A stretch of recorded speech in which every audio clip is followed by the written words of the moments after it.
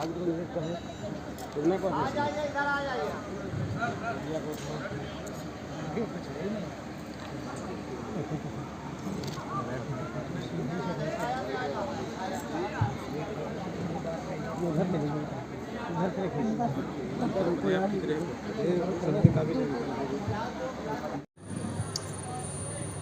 आज का सत्संग शुरू करने से पहले जयकारा लगाएंगे और फिर इस सत्संग को शुरू करेंगे।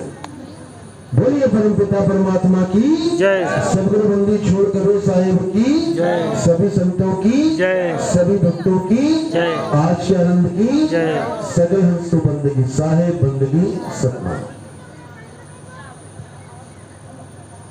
तो ये सत्संग मूल ज्ञान पे आधारित है। जैसा मैंने पहले भी समझाया था कई बार कि दो प्रकार के ज्ञान होते हैं, एक होता है पवित्र ज्ञान, एक होता है मूल ज्ञान। पवित्र ज्ञान में क्या होता है, इस दुनिया में जितने भी पंथ, जितने भी मत, जितने भी संत अपना अपना ज्ञान समझा के जीवों को नाम दीक्षा देके भगत बनाते हैं और कोई ना कोई मंत्र दे देते हैं जपने के लिए। कोई भी मंत्र दे दिया, हिंदी के, पंजाबी के, उर्दू के, फारसी के, कोई भी, या किसी ने मंदिर में पूजा करने के लिए लगा दिया, किसी ब्राह्मण से आपने दीक्षा ले ली, उसने राम जी की मूर्ति पकड़ा दी, लड्डू गोपाल पकड़ा दिए, अब आप सेवा कर रहे हो खूब, या कोई तीर्थों में माथा टेकने के लिए आपको लगा दिए, मैं जाओ 4 धाम की यात्रा करके आओ, या किसी ने हवन यज्ञ सिखा दिया, आप हर महीने हफ्ते में हवन यज्ञ कर रहे हैं, या फिर कुछ भी परमात्मा के नाम पे कुछ भी आपको समझा दिए और आप वो कर रहे हो, तो उसको पवित्र ज्ञान कहते हैं। पवित्र ज्ञान का ये फायदा होता है कि आप जो गलत संगत है, जो गलत कार्य है, उनसे दूर हो जाते हैं। अगर आप किसी पत्थर को भी भगवान मान के पूजा कर रहे हो, फिर भी आप एक तरह से भगवान की शरण में हो, आप कम से कम कोई गलत कार्य नहीं कर रहे हो, डर रहे हो कि भगवान है, देख रहे हैं। तो इस तरह आपको एक पवित्र आत्मा बनाने के लिए ये सारा ज्ञान समझाया जाता है। हिंदू, मुस्लिम, सिख, ईसाई जो कुछ भी कर रहे हैं, कुछ भी, चाहे वो नमाज पढ़ रहे हैं, चाहे वो प्रार्थना कर रहे हैं, चाहे वो आरतियां गा रहे हैं, कुछ भी कर रहे हैं, वो सब पवित्र ज्ञान के अंतर्गत ही आता है। अब मूल ज्ञान क्या है? मूल ज्ञान का मतलब होता है आत्मज्ञान। आत्मज्ञान यानी कि अब किसी मंत्र, जंतर, तंत्र, किसी वेद पुराण को, किसी यज्ञ हवन को, अब किसी को सत्य नहीं मानना है। किसको सत्य मानना है? केवल आत्मा को सत्य मानना है। आत्मा के अलावा और कुछ सत्य है ही नहीं। हर संत ने, हर महंत ने, हर ग्रंथ में यही कुछ लिखा गया है, लेकिन हमारे पास इतना विवेक नहीं होता कि हम उस लिखी हुई बात को समझ सकें। इसलिए हमें जैसा भी गुरु मिलता है हम वैसा ही करने लग जाते हैं। जो वो समझाता है हम वैसे ही बन जाते हैं। इसी के लिए कबीर साहब ने कहा, जल परमाने माछली, कुल परमाने शुद्धि। और जिसको जैसा गुरु मिला उसकी वैसी बुद्धि। किसी को मांसाहारी गुरु मिल गया तो वो मांसाहार करने लग जाएगा। किसी को नशे करने वाला गुरु मिल गया, शराब पी रहा है, गांजा पी रहा है, तो चेला भी लग जाएगा गांजा पीने, शराब पीने। जैसा जिसको गुरु मिला है उसकी वैसी बुद्धि हो जाएगी। मंत्र जपने वाला गुरु मिल गया तो चेला भी मंत्र जपने लग जाएगा। एक टांग पे खड़ा गुरु तपस्या करने वाला मिल गया, चेला भी तपस्या करने लग जाएगा। क्योंकि जो गुरु करेगा वही चेला करेगा। इसलिए साहब समझा रहे हैं कि अब तुम्हें किसी ऐसे गुरु की जरूरत नहीं है जो तुम्हें तंत्र मंत्र जंतर से बांध दे, तीर्थ व्रत पूजा हवन यज्ञ व्रत उपवास से बांध दे। अब तुम्हें ऐसा गुरु चाहिए जो तुम्हें आत्म ज्ञान का बोध दे। आत्म ज्ञान बिना नर भटके, कभी काबा कभी काशी, और जल में मीन प्यासी, मुँह देखत आवे हासी। अब ऐसा गुरु चाहिए जो तुम्हें आत्मा का ज्ञान दे, आत्म चिंतन करना सिखाए, आत्मबोध कैसे होगा ये समझाए। जब ये गुरु तुम्हारे जीवन में आ गया, अब तुम्हारे मंत्र जंतर अपने आप छूट जाएंगे। अब तुम्हारा पूजा पाठ हवन यज्ञ तीर्थ व्रत सब छूट जाएगा। अब कोई सोचते हैं कि अरे ये सब छूट जाएगा तो भगवान कैसे मिलेगा, क्योंकि हमने इन्हीं चीजों के जरिए भगवान को पाने का सपना देख रखा है, जो असल नहीं है। परमात्मा को पाने में ये चीजें और रोड़ा बन जाती हैं। मदद तो क्या करेंगी, रोड़ा बन जाती है।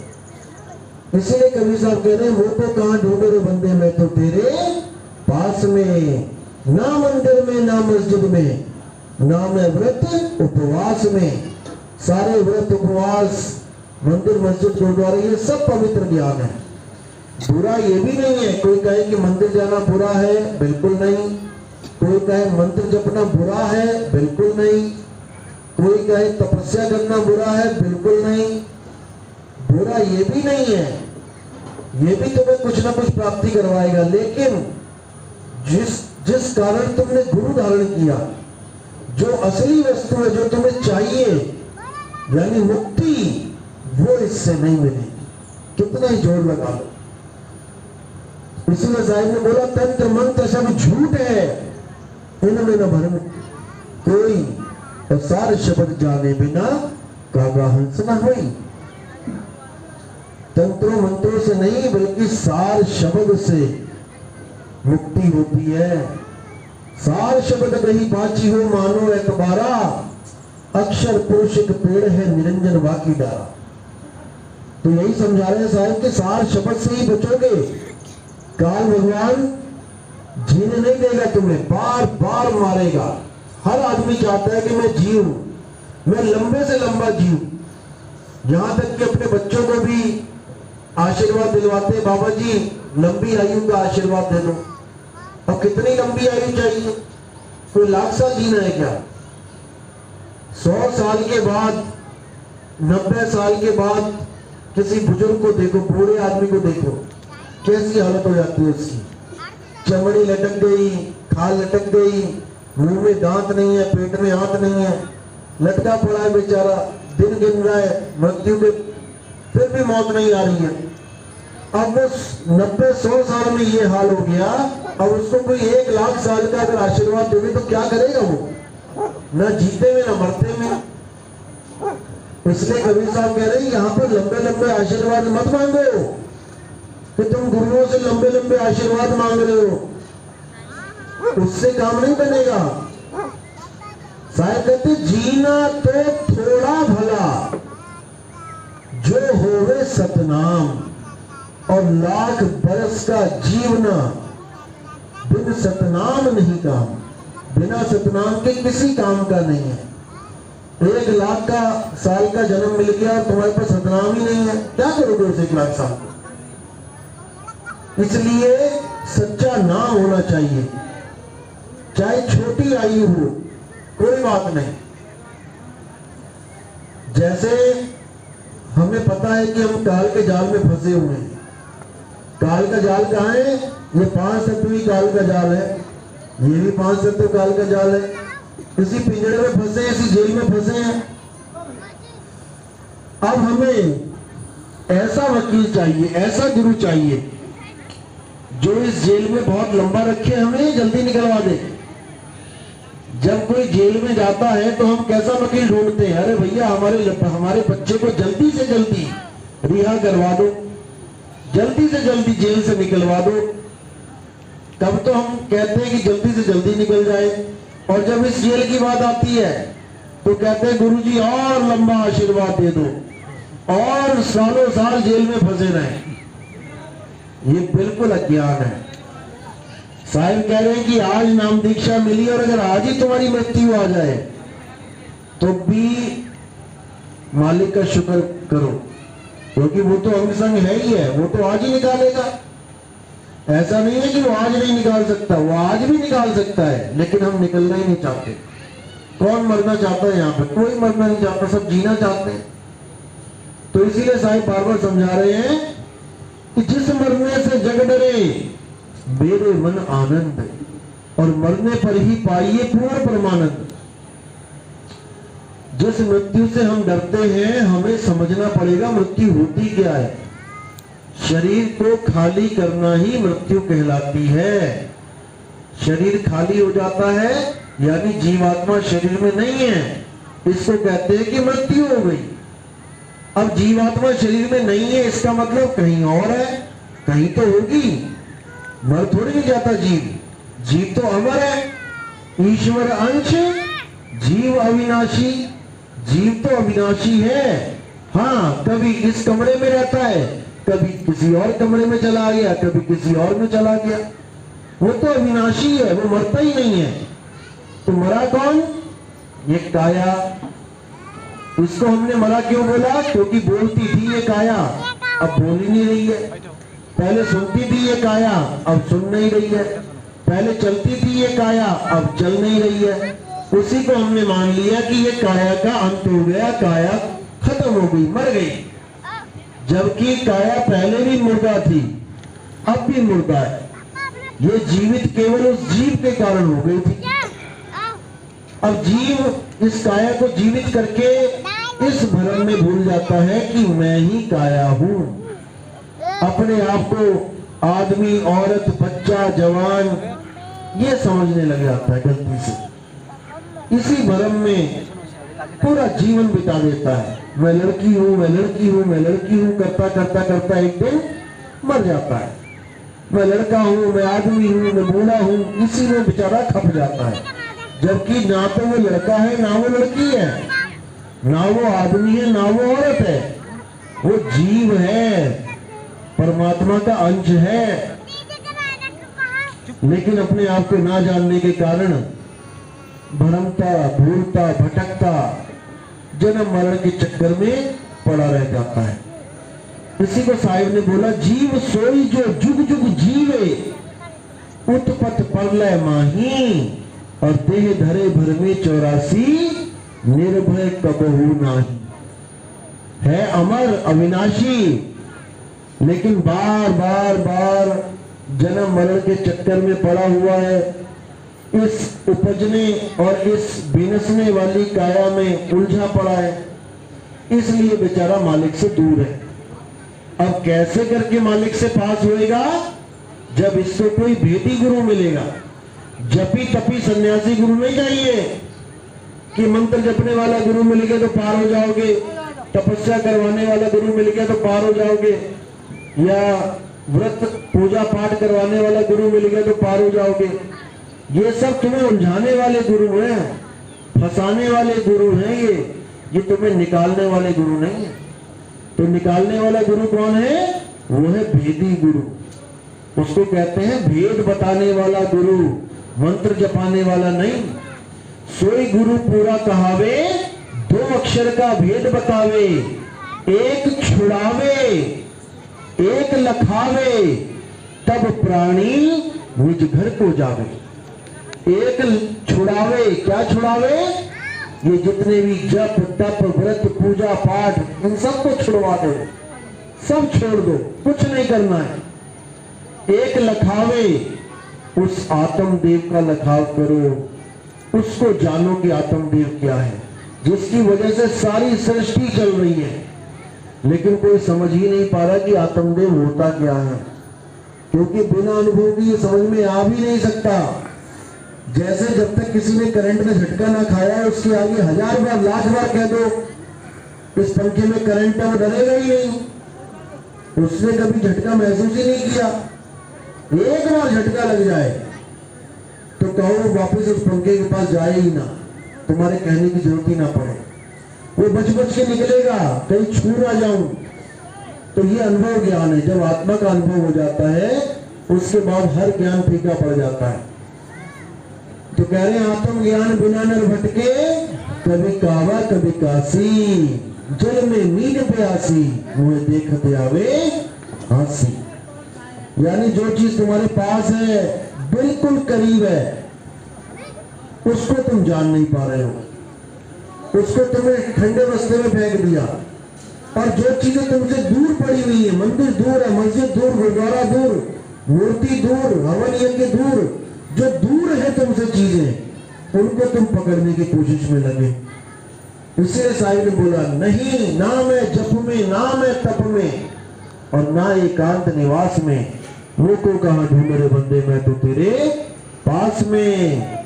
खोजी हो तुरंत मिल जाऊं, एक पल की तलाश में। अगर कोई खोजी होए एक पल में मिल जाऊंगा ज्ञान दृष्टि से। उसके बाद भजन भक्ति तो करना पड़ेगा, लेकिन ज्ञान दृष्टि से यानी खोज एक पल में खत्म हो जाएगी। तुम्हें पता लग जाएगा कि मेरा मालिक कहाँ रहता है। अब तुम दिन रात सूरत को वहीं लगा के रखो और तुम्हें अपने आप अनुभूति हो जाएगी। क्यों? क्योंकि सूरत के द्वारा ही उसको अनुभव किया जा सकता है और कोई चारा ही नहीं है। ना तो वो मंत्रों से प्राप्त होगा, ना वो जंत्रों से, ना वो मन से प्राप्त होगा, ना वो माया से, ना तीन गुणों से। उसको प्राप्त करने का एक ही साधन है, सूरत को शब्द में जोड़ लेना। बहुत से संत हैं जो अपने सत्संगों में सूरत शब्द योग की बात करते हैं, लेकिन जब उनसे शब्द लेने जाओ तो कोई ओम में फंसा देते हैं, कोई सोहम में फंसा देते हैं, कोई राम में, कोई किसी में। जबकि वो नाम बोलने लिखने पढ़ने से परे है। ये आत्मा बोलने लिखने पढ़ने से परे है। तो ये आत्मज्ञान बोलने लिखने पढ़ने से परे का ज्ञान है। इसमें कोई अक्षर का सहारा नहीं लिया जाता कि किसी अक्षर को जपना है, कुछ नहीं करना है। बस अपनी सूरत यानी अपने ध्यान को, शिष्यों का भी नाम नहीं बता सकते आप, जिनके नहीं बता पाओगे, जबकि हजारों लाखों चेले हैं उनके। क्यों नहीं बता पाएंगे? क्योंकि किसी को हुक्म ही नहीं है कि तुम गुरु बनो। क्योंकि ये गुरुओं के नाम है जो संतों के नाम है, लेकिन आप चेलों के नाम देखोगे तो आपको इक्का दुक्का ही मिलेगा। जो किसी परीक्षा में या किसी साखी में जिसका नाम यूज होता है कि हाँ गुरु ने परीक्षा ली उसकी, या कोई साखी में नाम यूज हो गया, नहीं तो आप नहीं जान पाओगे। रविदास जी के 5 चेले बता दो, एक मीराबाई को छोड़ के, राजा पीपा को छोड़ के, क्योंकि इनकी परीक्षाएं हुई हैं। राजा पीपा को 12 साल तक नाम दीक्षा नहीं मिली। 12 साल तक उसके अंदर यही भूत घुसा रहा कि मैं तो राजा हूं, मैं तो राजा हूं। अरे राजा छोड़ो, जब तक आप आदमी और औरत भी अपने आप को मान रहे हो, राजा तो बहुत दूर की बात है, जब तक आप अपने आप को आदमी और औरत भी मान रहे हो तब भी मुक्ति नहीं होगी आपकी। ये समझ लो, जब तक आप अपने आप को पति पत्नी मान रहे हो, आप अपने आप को बाप माँ बेटा बच्चा मान रहे हो, यानी जीव नहीं मान रहे हो। जीव मानोगे तो ना वो आदमी, ना वो औरत, ना वो बच्चा, ना वो बूढ़ा, ना वो जवान, तब तो मुक्ति हो सकती है कि तुम मालिक के जीव हो। ठीक है, अब कहां जाना है? मालिक में समाना है, चले गए। अब तुम कहो मैं धर्मेंद्र सिंह हूं, मैं जितेंद्र सिंह हूं, मैं हेमा मालिनी हूं, तो काम खराब हो जाएगा। फिर वो कहीं नहीं समा सकते, वो तो मिट्टी में समाएंगे। क्यों? क्योंकि ये नाम जितने भी धरे हुए हैं मिट्टी के ही नाम है। मिट्टी को देख देख के तो नाम ले रहे हो। विजय, सुनील, अजय, कमलेश, ये सब नाम किसको देख के ले रहे हो? शक्ल को। और ये कहां जाएगी? मिट्टी में। मिट्टी तो मालिक में नहीं समा सकती ना भाई। जब मिट्टी मालिक में नहीं समा सकती तो ये नाम भी मिट्टी में नहीं, मालिक में नहीं समा सकते। अगर तुम कोई नाम लेके बैठे हो, तुम्हें नामों से भी अलग होना पड़ेगा, तुम्हें शरीर से अलग होना पड़ेगा। तुम अपने आप को जीव समझोगे तब समझो कि अब परमात्मा मिलेगा। अगर तुम अपने आप को मैं राजा हूं, मैं तो गांव का प्रधान हूं, मैं तो सीएम हूं, मैं तो पीएम हूं, तो भैया तुम्हारी मुक्ति नहीं हो पाएगी। बिल्कुल क्लियर कट है। इसीलिए बार बार संत महात्मा यही समझाते हैं, ईश्वर अंश जीव अविनाशी। बस ईश्वर को जानो परमात्मा और अपने को जानो जीव। नर नारी करके भी नहीं जानना है। गुरु पशु वेद पशु नारी पुरुष विचार, सो नर नर के जाएंगे जब लग शशि दिनकार। अपने आप को आदमी औरत मान रहे हो तब भी तुम फंस गए माया के जाल में। क्योंकि ये काया ही माया है और तुम अपने आप को माया समझ बैठे तो माया में मिलेगी जाके, माया परमात्मा में नहीं मिल सकती। इसलिए तुम्हें अपना स्वरूप जानना है और तुम्हारा स्वरूप क्या है? सतनाम तुम्हारा स्वरूप है। सतनाम कोई मंत्र जाप नहीं है, सत्य नाम कोई नाम नहीं कि तुम इसको जपो, सत्य नाम कोई नाम नहीं, ये है आपन रूप और जो जाने इस भेद को पावे आप स्वरूप। वो अपने स्वरूप को जान जाएगा जो सतनाम को जान जाएगा। सतनाम ही सत्य स्वरूपी राम है, तुम्हारा असल स्वरूप है। उसी राम में तुमने समाना है। सुरत समाए शब्द में और बातों काल न खाए, जाप मरे अजपा मरे अनहद भी मर जाए। यानी जाप तो मरेगा, अजपा जाप सोहम का अजपा जाप भी मरेगा, अनहद नाद भी मरेगी, सब कुछ खत्म हो जाएगा, लेकिन तुम खत्म होने वाले नहीं हो। इसलिए अपने स्वरूप को जानो और उसमें स्थित हो जाओ। यही परमात्मा का, यही बंदी छोड़ का मूल ज्ञान है। जब तप व्रत से दूर हो जाओ और अपने सत्य स्वरूप को जान लो, इसी को समझना है। तो इस काया को छोड़ने से पहले अगर तुमने अपना सत्य स्वरूप नहीं जाना तो क्या होगा? तो वापस गर्भ में आना पड़ेगा। फिर किसी ना किसी की लड़की, किसी का लड़का, और पता लगा लड़का और लड़की दोनों ही नहीं तो किन्नर बन के आना पड़ेगा। देखो सड़कों के किनारे खड़े हुए बेचारे, वो भी तो माँ बाप के गर्भ से आए हैं, वो भी तो किसी की औलाद। काम लेता कोई ना लेता, कर्मों की वजह से मिलता है। कर्म अच्छे किए हैं तो अच्छा शरीर मिल गया, कर्म उल्टे पुल्टे किए हैं तो गड़बड़ शरीर मिल गया। इंद्रियां धोखा दे गई, किसी की आंख नहीं है, इंद्री धोखा दे गई, किसी के पैर नहीं है, पोलियो हो गया, इंद्री धोखा दे गई, किसी के हाथ नहीं है, हाथ कट गए, इंद्री धोखा दे गई। क्यों धोखा दे गई? कर्मों की वजह से। इसलिए कर्म तो सुधारो ही सुधारो। मीट मांस अंडा बकरी मछली किसी को कष्ट मत दो, नहीं तो तुम्हें भुगतान भुगतना पड़ेगा। पहले तो अपने कर्म सुधार लो, उसके बाद अपना मन सुधार लो। पहले तन फिर मन, और उसके बाद अपनी आत्मा का, जीवात्मा का सुधार करो। तो इन तीनों से ही आपका कल्याण होगा, नहीं तो नहीं होगा। तो निकलने के रास्ते क्या है? इस शरीर को जो खाली करोगे तो इस महल में से निकलना पड़ेगा। यही है महल सामने। इस महल के 9 दरवाजे हैं, इन 9 दरवाजों में से आपको निकलना पड़ेगा। कौन कौन से दरवाजे हैं? 2 आंख के छेद, 2 कान के छेद, 2 नाक के छेद, मुंह, लिंग और गुदा, ये 9 दरवाजे। इसी में से सबको निकलना पड़ेगा, एक भी ऐसा नहीं जो इसमें से ना निकले। अगर दसम द्वार का ज्ञान नहीं है तो 9 में से ही निकलना पड़ेगा, और कोई रास्ता ही नहीं है। तो 9 में से निकल गए तो गए 84 में सीधे, बिना टिकट के सीधे डायरेक्ट, कोई रोकने वाला नहीं है। और अगर कोई जपी तपी सन्यासी गुरु मिल भी गया, कोई प्राण योगी हड्डी योगी मिल भी गया, 10वें द्वार से प्राण निकल भी गए, तब भी मुक्ति नहीं है। 9 से निकले तो 84 है, 10वें से निकले तो कम से कम मनुष्य चोला मिल जाएगा। 10वें द्वार से जीव जब जाए स्वर्ग लोक में वासा पाए, इंसान बन के आएगा, थोड़ा अमीर बन जाएगा, किसी डीसी के यहाँ, किसी सीएम पीएम के यहाँ पैदा हो जाएगा, जिस चीज की डिमांड करेगा सामने आ जाएगी, इतना हो जाएगा, इससे ज्यादा क्या होगा। इसी को बोला तपोराज राजो नरकम, तपस्या करी राज मिल जाएगा, कुछ देर राज भोगेगा, उसके बाद फिर वापस इसी 84 में आएगा। तो या तो 9 दरवाजे से निकल जाओ, वो तो सीधे 84 में जाता है।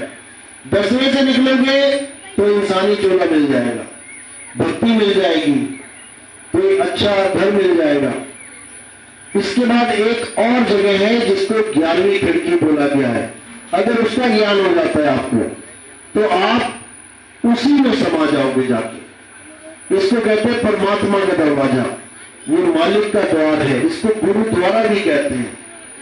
गुरुद्वारा यानी गुरु जी का द्वार, शब्द गुरु का द्वार, और उस द्वार में समा जाना है यानी शब्द में समा जाना है।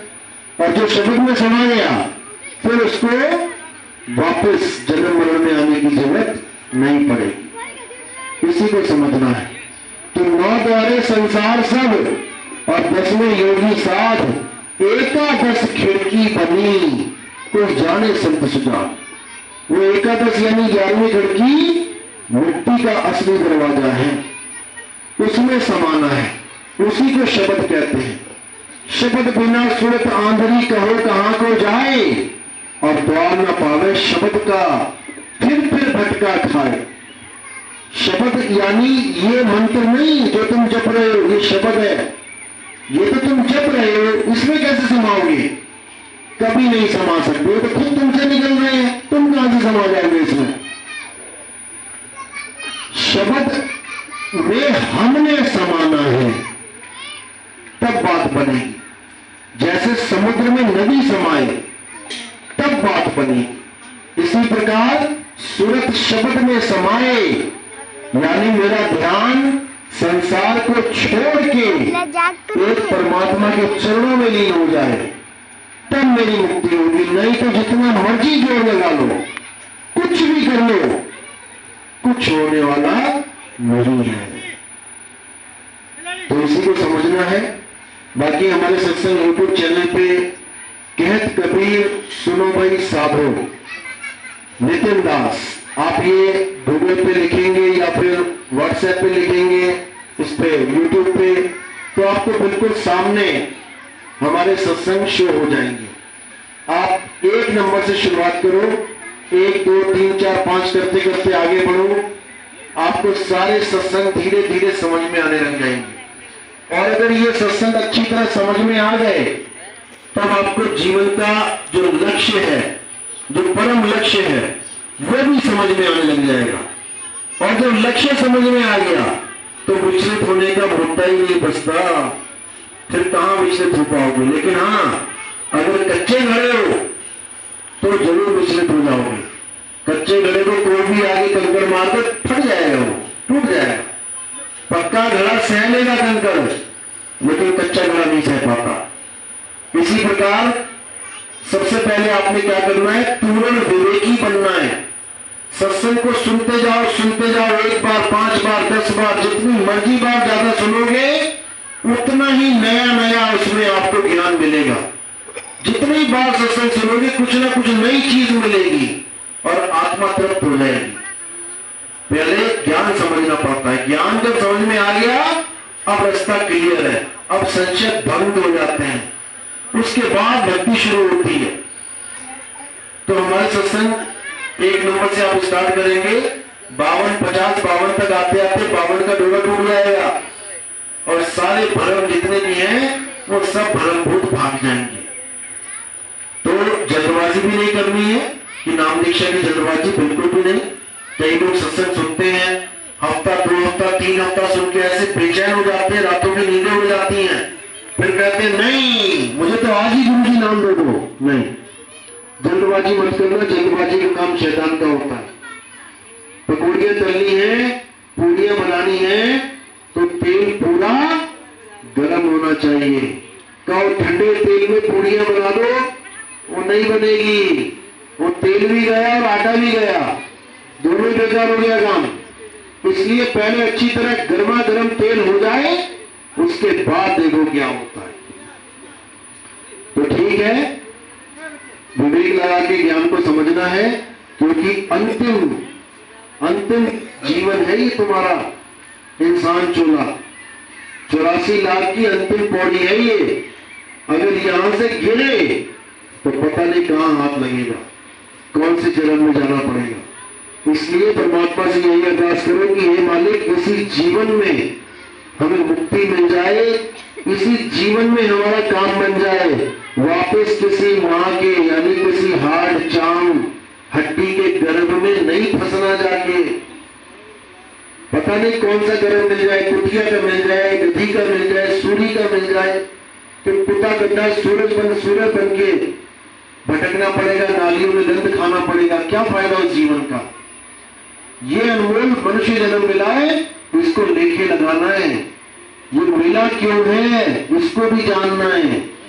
कोई तुम्हारे साथ कोई रिश्ता थोड़ी नहीं है, रिश्तेदार थोड़ी नहीं है भगवान के। तुम्हें इंसान चोला बना दिया, बाकी को कुत्ता बना दिया, कोई दुश्मनी थोड़ी नहीं है उसकी भगवान की किसी कुत्ते से। उसको कुत्ता क्यों बनाया, मुझे आदमी क्यों बनाया? ये तो दया हुई है कि तुम्हें इंसानी चोला मिल गया, नहीं तो कुत्ते का ही मिलता, हाथी घोड़े का मिलता, क्या कर लेते? कुछ नहीं कर पाते। जैसे आज इंसान चोले में बैठे, क्या कर लिया? कुछ नहीं कर पाए। ये भी नहीं समझ पाए कि यार आ कैसे गए हम यहाँ पे, इतना भी नहीं बोल रह पाता है। भक्ति और परमात्मा तो बहुत दूर की बात है। पहले तो यही समझ में आ जाए कि चोला मिल कैसे रहा है। तो ये सब जानकारी आपको सत्संग में यूट्यूब पर मिल जाएगी, आप उसको सुन सकते हैं। और अब आरती का समय है, आरती होगी। आरती के बाद जो दूसरी दीक्षा वाले भगत हैं वो अंदर आके कमरे में दूसरी दीक्षा ले सकते हैं। बोलिए सतगुरु बंदी छोड़ सतगुरु सत्य साहिब की सदा जय।